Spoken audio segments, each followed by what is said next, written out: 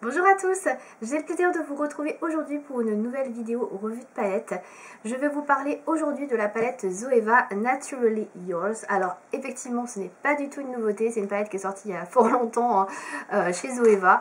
Mais moi je l'ai achetée récemment et surtout je la teste récemment. En fait je l'ai achetée l'année dernière chez Sephora quand il y avait des promos, je l'ai eu à moins 30%.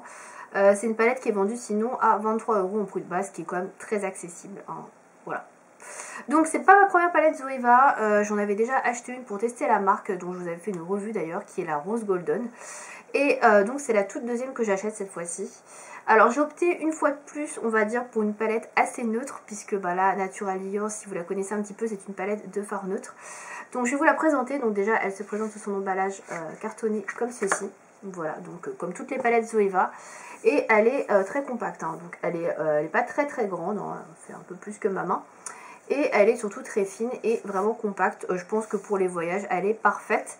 C'est une palette qui n'a pas de miroir. Donc voilà, je ne vais pas vous éblouir pour une fois.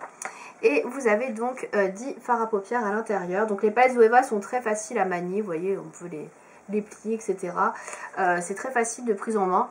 C'est compact et elles sont assez comment dire, condensées, on va dire, et elles prennent pas de place, donc ça c'est plutôt cool.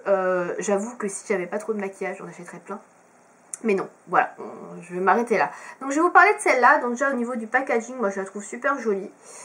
C'est pas la palette la plus originale que vous pouvez trouver dans la marque, même loin de là. C'est même la palette la plus classique, on va dire, la plus neutre, celle qui ira à tout le monde, que vous pouvez trouver dans la marque. Mais bon, moi elle me plaisait.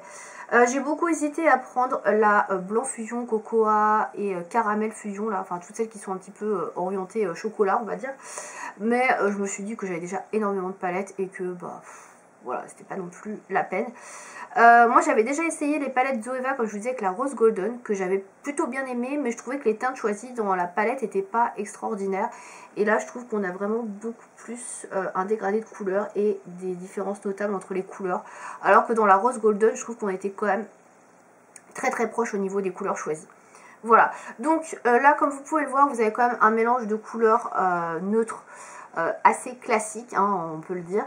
Vous avez un beige mat pour la touche lumière, un espèce de ouais, là plus blanc peut-être, et là peut-être plus beige, je sais pas trop. Voilà, mat pour la touche lumière également. Vous avez un marron clair, un fard irisé un petit peu champagne, un autre fard irisé qui est je sais pas trop comment le décrire, un peu plus marronné, on va dire, voilà, je sais pas trop.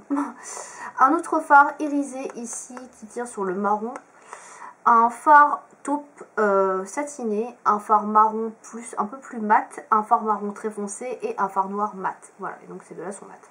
Donc il y a quand même, je trouve, un bon équilibre entre les différentes textures. On a quand même 1, 2, 3... 4-5 fards irisés et le reste ce sont des fards mat. Je trouve que la balance est quand même assez bonne. Moi qui adore les fards irisés, voilà, je suis comblée, donc ça va.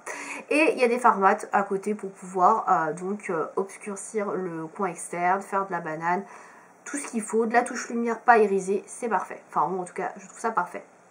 Au niveau de la pigmentation, je vais vous swatcher les plus clairs, hein. Ça va, vous allez vous faire un avis. Voilà, ça c'est le fard irisé qui est Casual Elegance. Alors ça c'est un de mes fards préférés. J'adore, très joli. Alors là avec la lumière, le soleil qui donne, je sais pas si vous allez bien voir, c'est un fard très clair mais qui est très lumineux. Donc moi je le trouve super joli. Et juste à côté je vais vous faire le Smooth Harmony que j'aime beaucoup également. C'est mon deuxième fard préféré, qui est un fard irisé également, qui est plus foncé. Voilà, qui est comme ceci. Voilà, il y en a un qui tire plus sur le doré et l'autre qui est un peu plus sur le rosé. Donc voilà.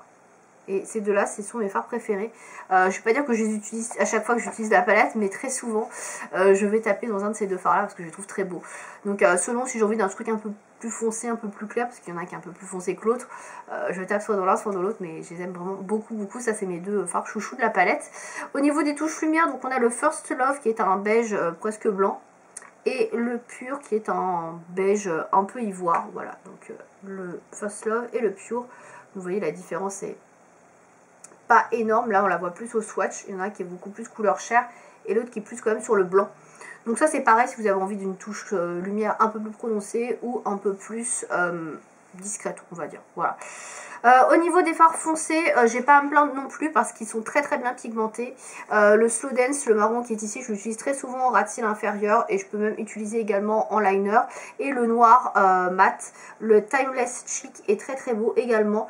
C'est un très beau noir bien intense que j'utilise aussi très régulièrement en eyeliner et il ne fait pas de chute. Oui, il ne fait pas de chute, un fard noir mat qui fait pas de chute. Voilà, c'est extrêmement rare d'en trouver et il est extrêmement bien. Voilà, il est noir, mat, il fait pas de chute, il est très intense. Il est presque au niveau de la qualité du fard NARS noir que j'utilise, que j'adore. Celui-ci vraiment, il lui fait presque de l'ombre. Hein. Franchement, le fard NARS est un peu plus facile à travailler, on va dire. Celui-ci, voilà, un peu moins bien, bien évidemment c'est un peu moins cher, mais on est vraiment pas loin du tout. Hein. Franchement, au niveau qualité, je l'aime beaucoup. Hein. Il est très bien. Voilà, au niveau des couleurs qu'on peut trouver également, donc on a un très beau fard de transition qui est le Soft and Sexy, qui est un marron chaud, voilà, mat, et qui est assez clair, donc ça il est très bien pour faire la transition entre la touche lumière et le fard sur la paupière mobile, donc ça je l'utilise très régulièrement celui-là, parce qu'il est très facile à utiliser. Et les fards mat s'estompent, se travaillent très bien. Donc ça c'est vraiment un point fort franchement. Voilà. Autre phare, il y a le Sweet Sound qui est ici. Qui est un phare irisé également. Mais qui est plus satiné pour ma part que irisé. Très joli aussi. Alors je l'ai déjà utilisé également sur la paupière mobile. Si vous avez envie d'un maquillage un peu plus soutenu. Un smoky mais pas trop foncé. Il est très joli pour ça. Je l'avais utilisé justement hier. Et franchement très beau. Moi j'ai bien aimé. Ensuite, on a un espèce de taupe qui ressemble pas mal au satin taupe de chez MAC, qui est le Forever Yours. Donc là, c'est un espèce de taupe froid. Voilà, vous avez les sous-tons bien froids qu'on voit. Il est satiné celui-ci. Très joli également, donc si vous aimez le taupe et que vous n'avez pas spécialement envie d'acheter le satin taupe de MAC ou que vous êtes nostalgique du satin taupe de MAC, bah celui-ci est un bon dupe. Il est un peu moins pigmenté peut-être, mais je trouve qu'il ressemble pas mal. Donc voilà, je trouve une excellente alternative. Ensuite vous avez le Lovely Monday, donc celui-ci je l'utilise aussi de temps en temps, un peu moins, celui-ci je dois avouer que je l'utilise moins.